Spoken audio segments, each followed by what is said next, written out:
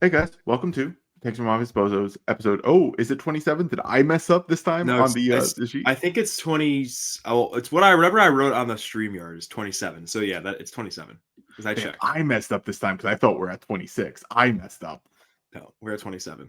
Hate to see it, but episode 27 of Takes from Obvious Bozos. I'm Drew, and joining me as always is my partner in crime and someone who's finally listened to their first Stevie Wonder song ever, Zachary Oh Blattery. wait, I'm sorry. It actually is 26. I made the mistake, but I did listen to my first Stevie Wonder song. We'll have to save the review for a little bit, but I'm doing We great. are. We're gonna I'm get to thrilled it. thrilled to be here. Thrilled to not have Schwinn. He just came in and took over the Thrilled not show. to have. Yeah, dude. It's great. It's great. We're back. We're back. This is how you prefer it.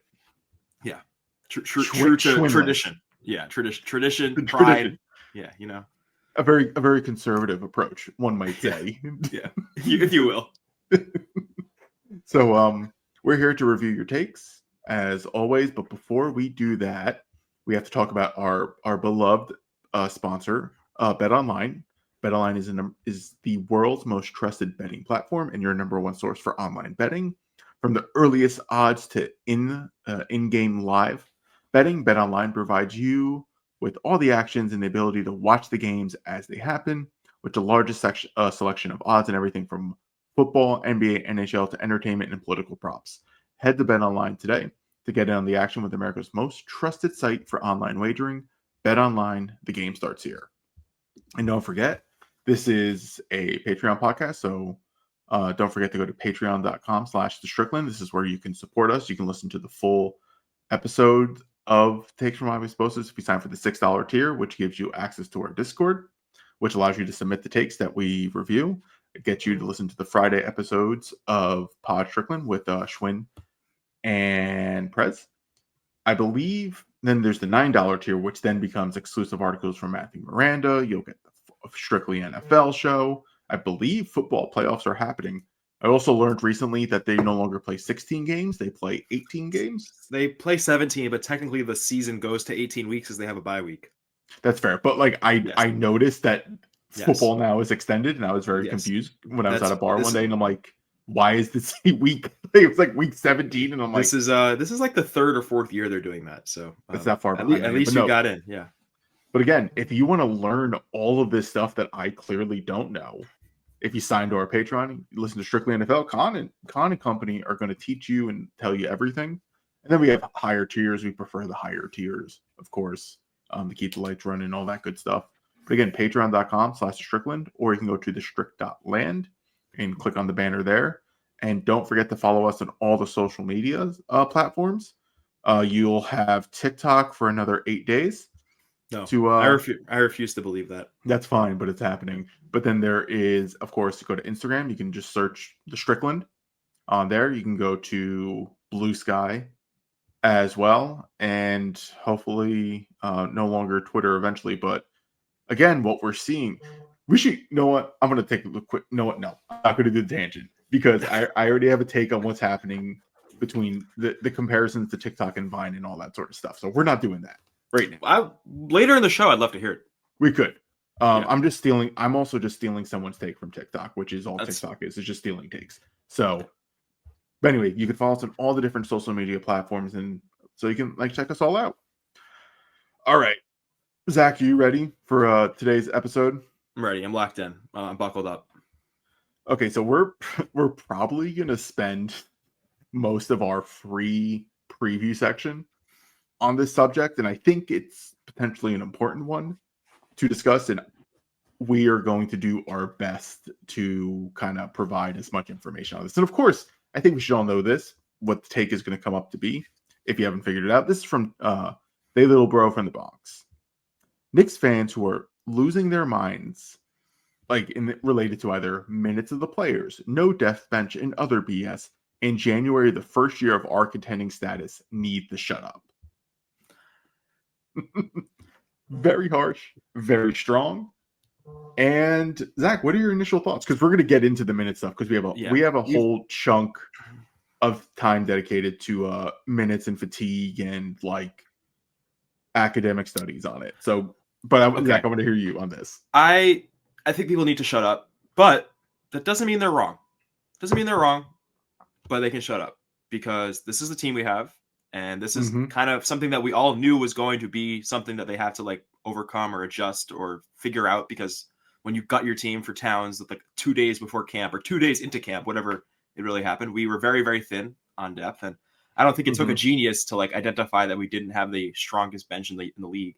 And you can't expect Tibbs to just kind of play these guys like 20, 25 minutes so that the starters, look at the coaches. Like we have so much evidence of this is how it's going to be. And like, this shouldn't really come as a surprise to too many people. I don't know. It doesn't feel surprising to me that this is what's happening. I do think there are some adjustments that can be made that with the roster as stands that should happen. And I was like, last night was the Thunder game. We're recording this on Saturday morning. There was a lineup at the beginning of the second quarter that was no Brunson, no Towns. I think it was Campaign, Deuce, OG, Precious, and Shamet. It was like not in that order. But like that lineup can't happen, man. Like that lineup is awful, especially against the contender like OKC. Like you could get that, you can play that lineup against Toronto and you'll survive. Like it's okay. But when you're playing against a contender like OKC, that you need to have one of Brunson or Towns on the court at all times, or preferably both of them on the court as much as possible.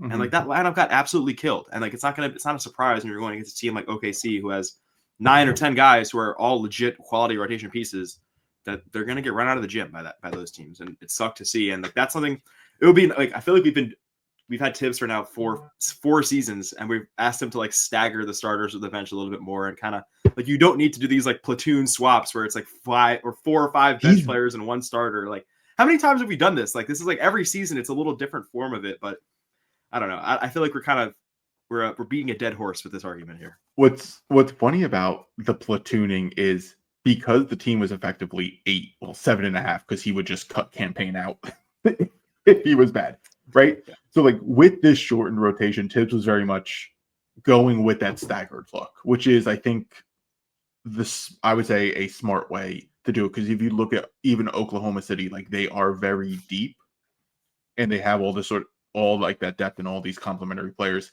I believe the 2 times we've seen them, and I'm going to assume then from there that like they do this all the time. One of Shai Gilgeous-Alexander and one of the good Jalen Williams, because they have 2 Jalen Williams. The only Jalen Williams, actually. That's fair, because there's one who's terrible, right? But like, and then Jalen Williams, they're always on the court, right? Yeah. Like there's one of them in the past 2 games, like one of those 2 were in it. So it was either if Shai and then he was able to get extended rest because the depth of Oklahoma City with Jalen Williams, and they would bring in Hartenstein with him as well. Like they are just so much better depth wise than the Knicks bench. Yeah. That like they get crushed. And the one time Tibbs decides to, in effect, platoon and not have Towns out there like with the bench, really blew the game wide open, right? Like Oklahoma City yesterday caught every single break in the first quarter that winning teams do, like catch those breaks from like foul calls, loose balls, bounces. Isaiah Joe doing that huge rainbow shot at the end of the first quarter, like to get up by 12, and that's already a difficult thing to overcome, right? Even for your starters, when like there's that much of a discrepancy, to then start the second quarter with your terrible bench against a good deep bench. It was a recipe for disaster, and the game was absolutely over by the second quarter. The third quarter didn't matter. Like it was just kind of neutral at that. Like everything was just kind of like coasting at that point, because like the game was 100% over by the first half. The Oakland, like the Thunder, just kicked the shit out of the Knicks. Just destroyed them.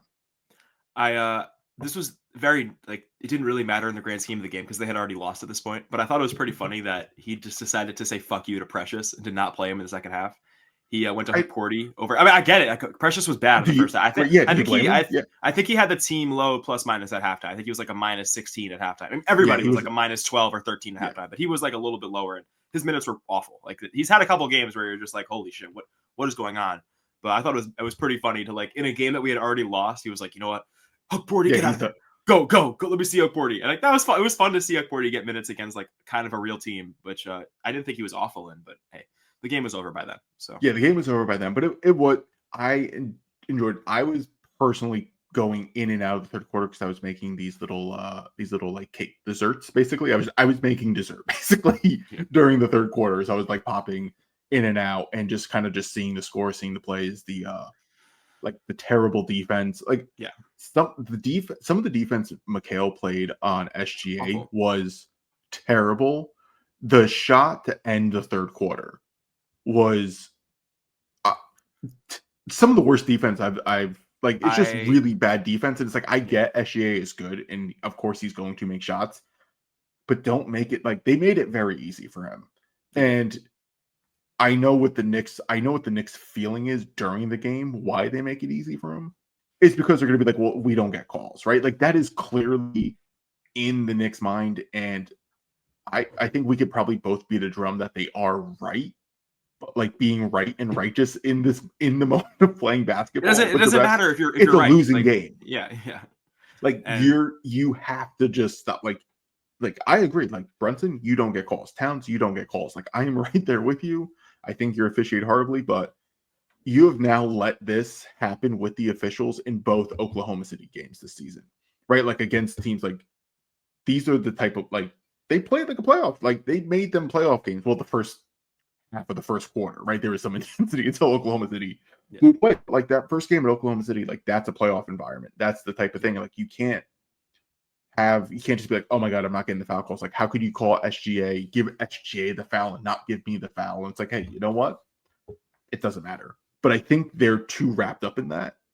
But we'll see how that plays out. And it's interesting because like Josh Hart is the one who's kind of been the most vocal about this. And he's been the one who has like put out tweets being like, you know what? You're right. I need to do better. I can't let it affect me. Like he has kind of owned up to this, like to the media at least, but it doesn't seem like he's actually changed. Like I saw him complaining multiple times last night and like not getting back on defense and yelling. I actually thought he did a better job. Slightly. Okay. Better. He may have done a slightly better job, but it's not even close to where you want him to be. And like he's one of those guys who kind of like sets an example for the rest of the team. And like it was, I thought Towns was awful last night in that regard. Like he was great on the like he was capitalizing on a lot of mismatches last night, which I thought was great. But like the complaining it's still annoying, and like the flailing and all that it's bad. It's like every time, and it's the same story every time with these losses like this. So that's annoying. But that was an annoying game. I was in the building last night, and that must have been even more annoying. That was annoying. And after Mikhail's first like 6 or 7 misses, when he caught the ball on like the 8th or 9th field goal attempts, like when he has the ball, before he even shoots, the crowd is like groaning and like moaning to get him just to pass the ball, like don't even put it up. And that was bad. That was a throwback to some of the like 2018, 17 games that I used to go to as a kid and be like, oh my God, what the hell am I even watching here? So nice to move on. Yeah, we'll move on. Because look, if you want to watch or get information about the Oklahoma City game, to like tune in to like watch the rundown. Schwinn had a very nice Brunson rant where he tore him apart. I mean, I was gonna bring up the Brunson 3-point attempt thing where he just like seems to not want to attempt pull up threes anymore, but I'll leave it to Schwinn because Schwinn has had Schwinn has been beating that drum for weeks, and like yesterday seems to be like the eclipse of that, or so we'll see. Yeah, we don't really need to do it. Like if you look at his box score, you're obviously like, oh wow, that's a good game. But it's also like, no, like we don't have to, because I have a whole thing on like inversing the court right now, but that's a different thing. But we're gonna dive into we're really gonna dive into the minute stuff. So this take is from JK, and he goes, I just listened to the hot hand theory. So it's a podcast if you haven't listened to, they do Knicks. Jeff, who's a part of the Strickland, like he does it with I believe his name is Xavier. So like want to check it out or don't, I don't know what your opinions are, but like if you want different perspective on it, check it out. So he goes, I thought it was pretty positive, and I slightly, just so you know, Zach, like I slightly edited it to allow me to read it easier. That's fine. Go ahead, read it because it's very long. Yeah. I thought most of it was pretty positive, but the minutes discussion was kind of whack. Major point they hung their hat on was that if you're on the court, you're more likely to get injured than someone not on the court, which is almost like a tautology. It's so obviously true. Somebody playing 0 minutes obviously has 0 chance of getting hurt versus somebody playing more than 0 minutes can get hurt. Isn't that the point to get your basketball players to play basketball? And doesn't playing basketball have a natural injury risk associated with it? I just don't think they're making the point that they think they are regarding to managing minutes. So that's the first part of it. And now there's a second part to this.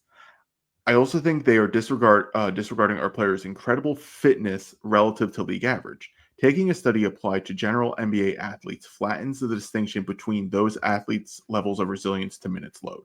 Mikal and Josh have proven themselves over a large sample to be Ironmen. One should be less concerned with their resilience versus someone like Joel Embiid. Furthermore, not all minutes are created equal. Some teams play faster, more physical, or use different play types. There's a reason Orlando and teams playing Orlando suffer injuries at a greater rate than others, for example. Ultimately, trying to dispute one study with a different study and one truism is based on deductive reasoning isn't moving me very much. So I don't actually know if the Orlando thing is true, but let's just move past this. What are your initial thoughts on this? Okay, so even if the Orlando thing isn't like directly true, I think the thought process getting to that is a valid thing to talk. So like saying that not all minutes are created equal, I do believe. And I think not all teams' minutes are created equal. And I think one interesting point with this that isn't mentioned in this take is like every veteran that's ever played for Tibbs is like, oh, well, you play all those minutes, but listen, you're not practicing. Like, you're not practicing like the other teams are. Like, these guys are not, like, doing, like, these hard practices in the morning and these long shoot rounds in the morning like that. And, like, that seems to be, like, listen, I'm not in the NBA. We're not in the NBA. We don't know how the actual stuff is. But, like, if that's something that multiple veterans bring up, like, I would lead to believe that it kind of matters a little bit. You know, like, you're not playing that hard when you're not actually in the games. Like, the games are when you exert all the most energy. Hey, that's something. I mean, like, I also, this is, like, I'm going to put on my tinfoil hat even tighter now. But like the Knicks hired like a brand new VP of sports medicine this summer. I was I was researching this. It was a guy from the Dallas Mavericks who was apparently like a super well-renowned, like superstar medical guy from the Mavs that was like highly touted around the league. And hey man, like knock on wood, we haven't had any like serious injuries yet. And it seems to be to me, I don't know. We've only had a few data points to look at, but it seems like they're taking a little more of a precautious approach to this stuff. Like I thought the Deuce thing where like, had there been a playoff game where Deuce just missed 5 games, like, had one of those been a playoff game, I think Deuce would have played. Like, I think he would have been. I would agree. Okay. But, like, that felt like, hey, he's got a hamstring thing. Let's play this as safe as possible. Let's make sure he's good, and we'll do that. Cat, same thing. He had that knee thing, and he missed 2 games. He missed a couple games in November with a similar issue. But, like, those felt more like precautionary missed games. I don't think they would have had them miss those games last season. Like, I think that was a different approach to this. And I feel like that felt like a non-Tibbsy, a non-Knicksy thing. And this felt like a new look thing. So I don't know. This is all kind of wraps itself into the not all minutes are created equal thing. Not all teams are created equal. Not all games are created equal. Like, you don't exert the same amount of energy in every minute against every team. Yeah, but that was that. I also just, obviously somebody who's playing 0 minutes has less chance to get injured than somebody who's playing more. It's always going to be that way too. So I think it's a two-way street.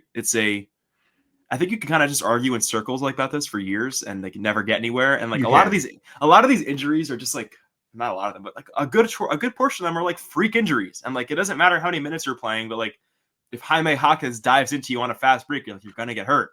And I think Randall gets hurt in that situation, no matter if you play 20 minutes before that or 40 minutes before that. Like, I don't know if that has anything to do with the minute situation. So every injury is different. Every game is different. Every team is different. And you can probably do this argument in 20 different ways and not get anywhere. So anecdotally, I have had Towns' injury on my knee, which is tendinitis.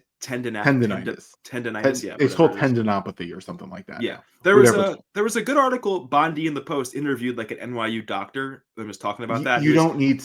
I appreciate. Look, shout out to Bondi for finally doing journalism. It seems right. Like shout out. But the doctor was saying that it's like the most common injury in basketball players. It's not. It's the most common injury in basketball players. It's the most common injury in volleyball players. It's the most common injury in any sport that actually involves jumping.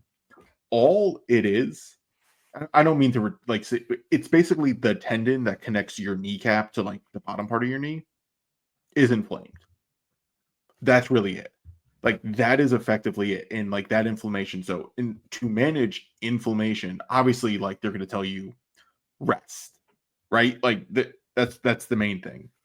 The problem with just rest is it's not just rest because I've done all like the physical therapy and stuff like that. You still need to exercise, you still need to work it out, you still need to put load on the knee to recover it, right? Like, and a lot of times even for me, like rest has helped say like in between like my volleyball sessions, but if I'm not doing work in between my sessions for volleyball, the knee just flares right back up after like prolonged period, because there's something we're going to get into, which is the management of load. So I have 3 articles for you, 3 academic articles for you. I believe I got the one that was cited in the hot hand theory. Okay. I don't remember the name, and I didn't feel like going back to the video to double check the citing, but I have 2 articles that could it could be either or on it. So when load is talked about, one of these things for these academic studies, because this people like I used to do this. I used to do these type of studies and how we word things and all that sort of stuff. You have to also read the study just to double check a couple things, such as how is load, for example, being defined, right? Like that is a very key feature in this sort of stuff, because load can mean different things to different people, right? So like that's one of the things we need to make sure that we're just kind of like double checking so we have a better context of it. So when for the first part, the first thing that was basically minutes to injury occurring, what was done is something called a logit regression. And what that does is creates the odds of a specific yes, no type of factor from happening, which is right, the injury thing. And the question is ultimately, did an injury occur? Yes or no? And then what are the odds of that event from happening? And one of the key things for these type of regression analysis that I do the linear version for like the nerds out there who've actually read the Strickland for this type of stuff. I do the linear version of this, and these aren't like causal relationships, right? It's more or less like very strong correlations. We can then get into like causal stuff, but here's the key thing. So when they talk about like minutes per game, like that's really it. So the minutes per game is like a linear variable, right? Where like kind of what JK was talking about, right? Like if you play more, right? If you do a physical activity more in a row linearly, you're going to get hurt. Yes. More like, and I think we all know this, right? Like I think we've all played enough sports to know if you're playing for a very long time, for a long minutes, you're doing that. I wanted to point out, because a lot of these studies also point out specifically what you have to do is discuss your limitations, right? Like for a study that you have to point out, like, yes, we did this. Then you have in these studies, you have something called like a discussion, and you kind of like analyze the results that are happening. And then you have to discuss the limitations of your specific study. And this is the part I kind of want to highlight, because I think these are very important, because proving knowns is something you kind of need to do, right? So a number of these studies are linking minutes to injuries occurring is inherently a good thing. So it's kind of like, like, hey, we kind of know this, and it's kind of proven over and over and over again. If you and I play 48 minutes straight over and over and over again, we're more likely to get injured. But so of course, here's a limitation. Of course, they mentioned season-ending injuries, and that was something that was defined. And they specifically said that a season-ending injury was at least 5 games before the end of the season, if they didn't return 5 games before the end of the season. Okay. The specific injury from happening, they didn't talk about the magnitude of the injury, right? Like nothing was there for the magnitude of the injury. So, and of course, injuries are based on what is reported by the team. This is public information. They're not pulling anything. So they could be like out with a hand injury for the rest of the season. Okay, what was the hand injury? What, like how severity, like that type of stuff, right? Like that's not accounted for, which I think is pretty important to kind of consider if we're talking about load. What was the other one from that? That was probably one of the main ones. And I this one I don't have as much quick familiarity with, but one of them I have is another one. This is from the Journal of Athletic Training, and this is the article is called like A Hard Knock Life: a Game Load, Fatigue, Injury Risk in the National Basketball Association. So this study pretty much did the same thing as the other one I just cited. That was basically just minutes per game. With they also added like position and that type of stuff. This one added minutes per game, a load variable, and rest time, right? Like 3 different things. Load in this specific study was based on rebounds and points scored. So they're trying to help define load as in the amount of activity that a player is doing within the game. So load in this case is defined, right? Is very specifically defined as statistics, basketball statistics. In that case, like it's not talking about whether or not like the training of it all and that type of stuff, right? Like that's how it's being defined. They determined that same thing, increased minutes, increased load, and then rest time. And rest time is the amount of days between games, which is also, I think, all this stuff. There is an inherent like obviousness to it. If the unit, right? Does that make sense? Because like, if you're playing more minutes and you are increasing the time, like the time in between when you're not playing, what you're doing is creating a sample of you not playing. So, and we already know that if you don't play, you don't get hurt.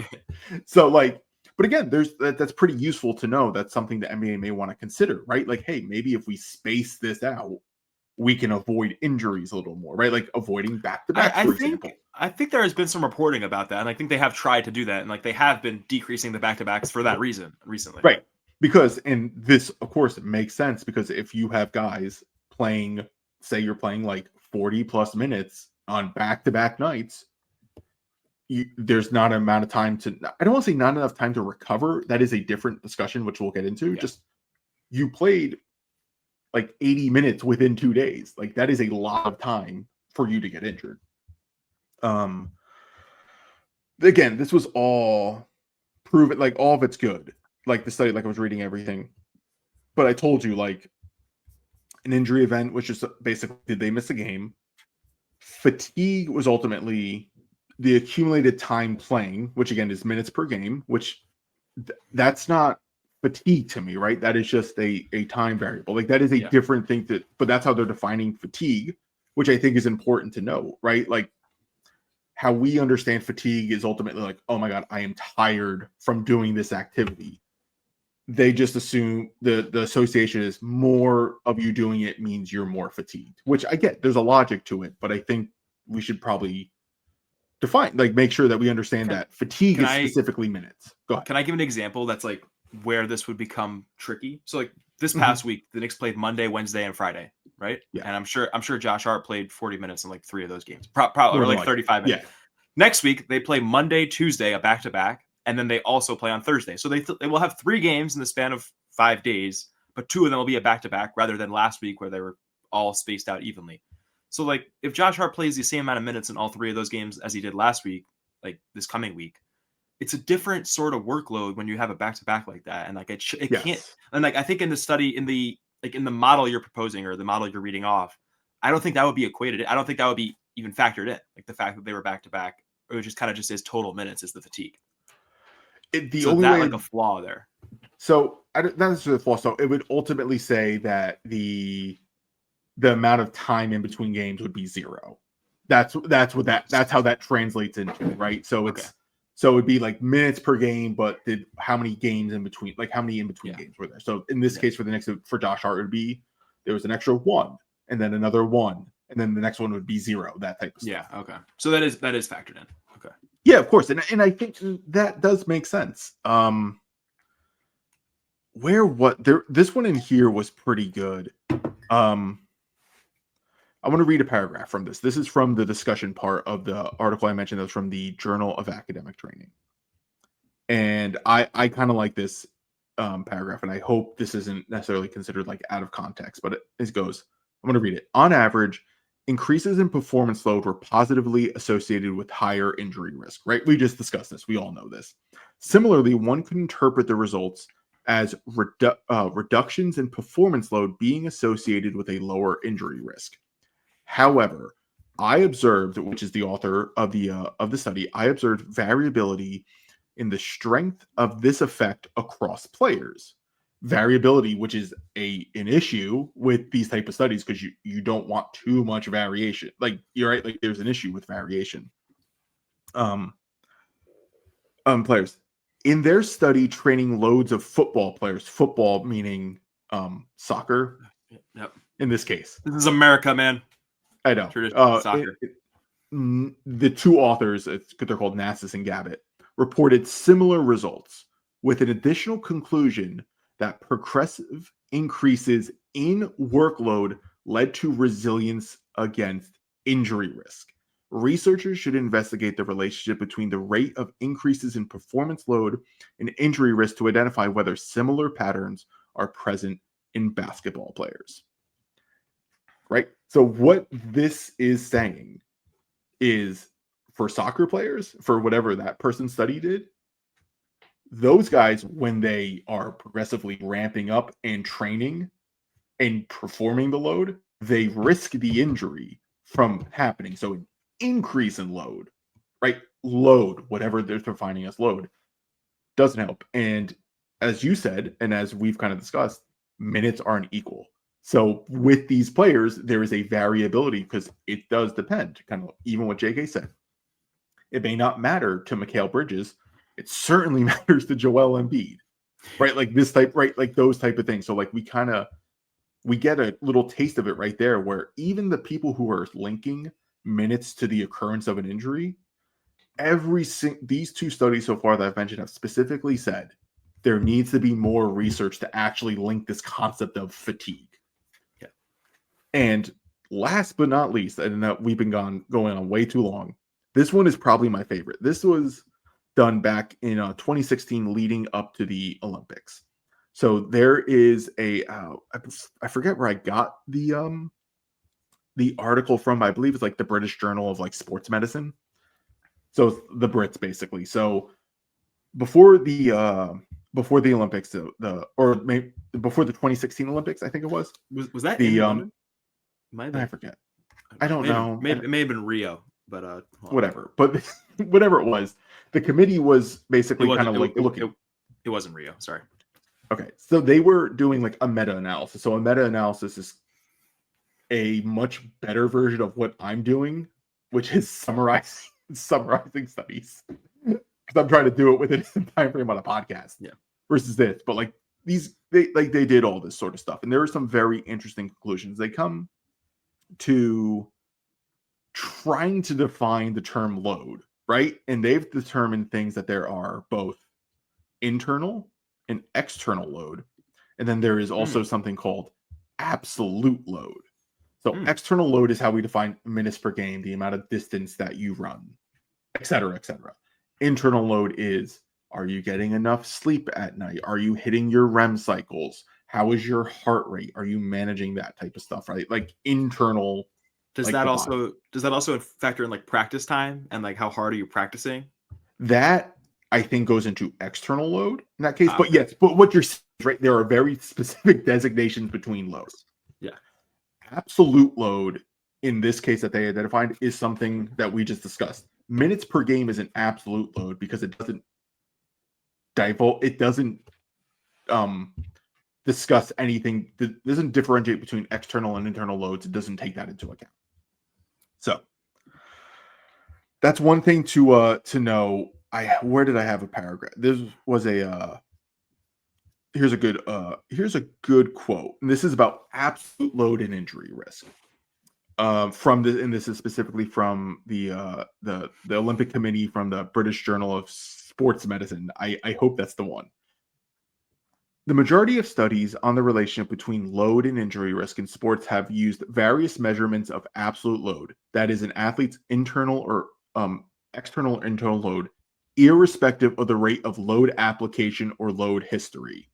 This is kind of what you were hinting at, right, Zach? The idea of like load history, load, like what is the context of each individual player? What is their history? Yes, their medical history, their training history, et cetera, et cetera.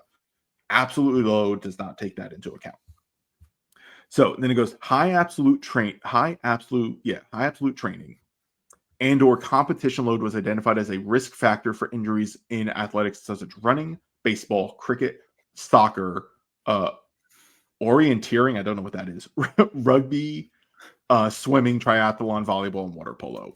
On the other hand, high absolute load was reported as not increasing injury risks in different studies that included athletics and running, Australian football, rugby, again, different forms of rugby. It goes, in some instances, high absolute load would appear to offer protection from injuries in elite and non-elite athletes. So what we're kind of seeing is, right, there's a lot of inconclusive information that is really based on like the contingency of like specific sports, right? Like volleyball is different than rugby, which is different than soccer, which is different from basketball, et cetera, et cetera. So they're basically saying there's a lot. It's inconclusive right now. It's kind of what they're kind of hinting at. And another good one is for this paragraph too. Poorly managed training or competition loads can increase injury risk through a variety of mechanisms operating either at a tissue level or a whole athlete level. And it goes into that type of stuff. So how a team manages their load is very important, right? The management of the load, which we also know kind of varies in a way, right? Dependent on the person. And I'm going to, and they talk about other different things like the psychological load and so forth. I don't mind linking this at all, but I think you'll like this. So monitoring load, like this is a specific section called monitoring load. Scientific monitoring of athletes' load is key to successful load management, athletic adaptation, and injury mitigation in sports. So this is what they now recommend. Coaches and support staff are recommended to employ scientific methods to monitor the athlete's load and detect meaningful change. You know that. Load should always be monitored individually. I think that right there is a really point that we need to we really should focus on. It needs to be managed individually. Each individual person is different. And we don't know so many of the factors. The one thing that we do know is if a player plays as more minutes in a row, they're more likely to get injured. That's all we know. Trying to define what load is, it's not there. Like this, like we don't know. There's stuff. And then there's also like cumulative fatigue. That again, like that's not. No one is even touching that because they don't really know how to categorize. Like, okay, did player A play X more minutes than they are supposed to, and then does that cause progressive fatigue, right? Like that's not even, no one's even touching that because I don't think people know how to model that. Yeah. I don't know if any of this was helpful to folks. I can always link the articles for people, but I do think a lot of this stuff is is interesting in and of itself, and I would definitely recommend everyone reading this stuff, and I'll gladly provide it if anyone. I think we should link this. It was definitely very informative. I think my biggest takeaway is that there's so many variables at the play here, and there's so many different ways to look at it, and there's so many different ways to kind of cut the definition of load into different pieces and build the definition differently. But it's very interesting, and it's something that I trust the Knicks that they have hired the right people to determine this, and that's an important thing. They have the smartest minds in the association to get this done, and I trust Casey Smith, our new director of sports medicine, or VP of sports medicine, to run the show, and hopefully it works out. So yeah, because we're just two dudes. I only know how to interpret regression analysis because of graduate school, right? Like that is only like a thing that I can, but like everything else above that is above, right? It's above us because like we don't have a lot of these medicals. We don't have a lot of this information. And then the studies that we do have, I think, are very good and very sound, right? These are very sound, tangible results. I think people are just extrapolating the potentially, I don't want to say the wrong things. I think they're just placing like knowns into these unknown, right? Like, it's kind of like fitting a model versus being like just understanding like this is just your opinion. And I think that's really the case. Like it's just an opinion thing at this point. If you're just like, these guys should rest in January because they will be tired in May. There's nothing there to suggest that, right? Like there's just nothing there. So it's just in that case, it's just a personal opinion, which you can have. But I've seen people like I was just even browsing through just kind of like Reddit the other day, or not even the other day, like this morning before the podcast, like checking out things. And you'll have people like Tommy Beer being like, it's obviously minutes. How is it not? And it's like, that's not how you should probably start. Yeah, there's too much. There's too much at play for it to just be like a total number of minutes where it's like that's the end all be all. It can't be. Right. And then and there's other stuff I didn't like get into because I couldn't read because I didn't have access to. There's been a number of stuff that suggests that like sleep is actually like sleep and recovery on the days that you are not playing is much more tangible to preventing injury than just not playing. Yeah, and we'll never have data on that. Like the fans will never have access to that type of stuff. Yeah. So I mean, I had to pay money to get that article, and unfortunately for you guys, like I'm not paying to read it. Like I'm not. I'll give you the meta studies, and that's what I can get to you. But that's gonna be the end of our. Is that enough minutes talk for forever? Probably. I hope so. And I hope people do read this. Read the stuff that we are going to share, at least listen and pay attention and not like be all hyperbolic about it. Like if you want to be someone who thinks that like players need to rest in January to be as not fatigued in May and June, like I can't stop you from believing that. But like there's nothing actually there to suggest it other than personal feelings.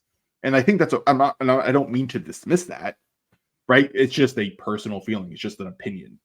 In that case, like I have an opinion on like I think Tyler Kolek should play more. It's just like my opinion, man. Right? Like that's just my opinion. I don't know, but yeah. We'll see. We'll see everyone else on the other side with the significantly more takes. So sorry.